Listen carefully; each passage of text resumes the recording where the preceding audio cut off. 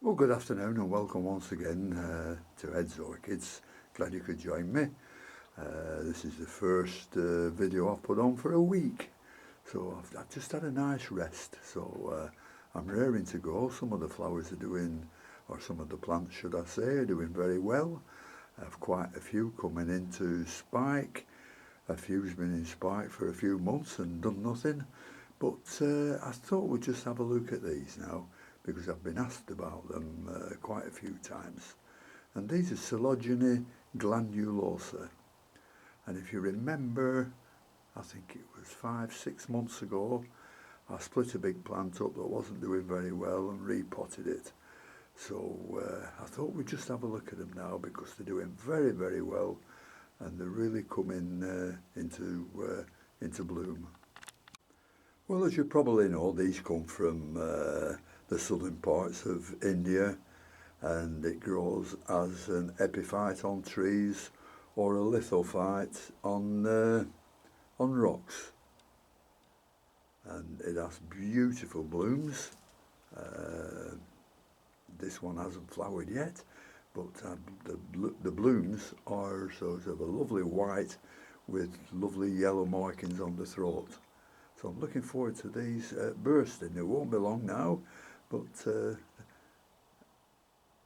plenty of spikes on them, and I'll show you those in a minute. And as with most orchids, these types are like a bright light with no direct sun. But the direct sun, I think, is probably around about noon when it gets really hot. But they will tolerate a little bit of sun in the mornings and the late evenings. If you notice that your plants, it goes for all Ceologynes this, if you notice that your plants are getting a lot of leaf marks on them, then just try and give them a little bit less light. Now these are predominantly cool growers, but they like temperatures round about of a high of around about 22 and lows of around 8.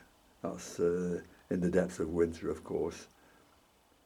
And they also like good humidity of around about 70%. Now I do like to plant all my orchids in a free flowing media.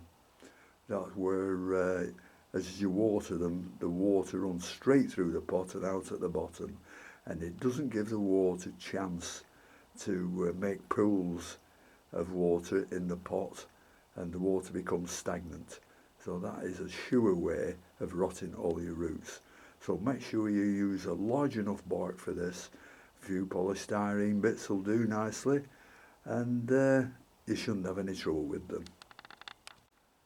Now in the growing season, these plants require copious amounts of water, but as far as fertiliser goes, none of our orchids like heavy fertilisation, so a weekly dose of fertiliser for these will suffice.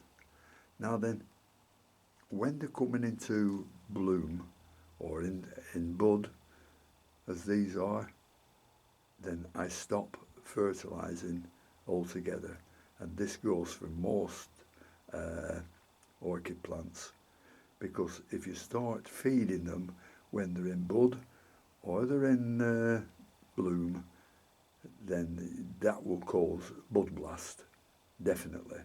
I mean, I've had a few species of Phalaenopsis that I had, and they were in bud, 1 or 2 in bloom, and inadvertently I gave them some fertiliser, and within 2 days all the buds had blasted and the flowers had dropped off.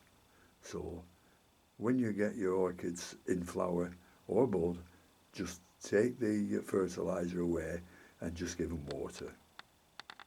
Right, having said all that, we'll just have a look at the plants.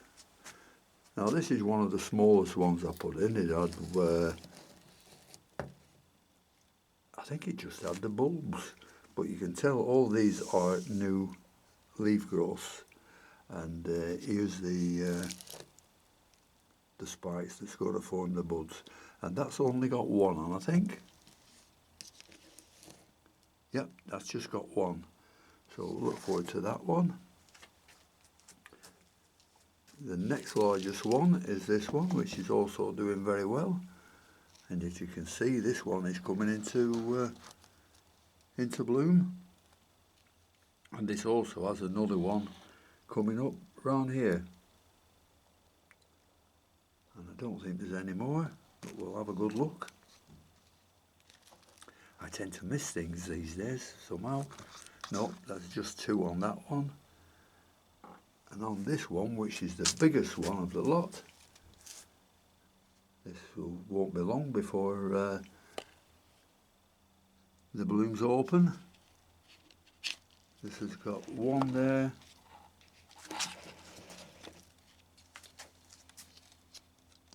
And another two there.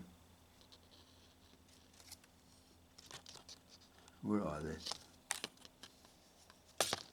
There they are, one here and another one here. So that's got three on, I think. Yep, I can't see any more. So I'm quite happy with these, they're doing very, very well. You can tell the new leaves, they're nice and clean underneath, so they're not marked. This is one of the older ones that I've shown you before.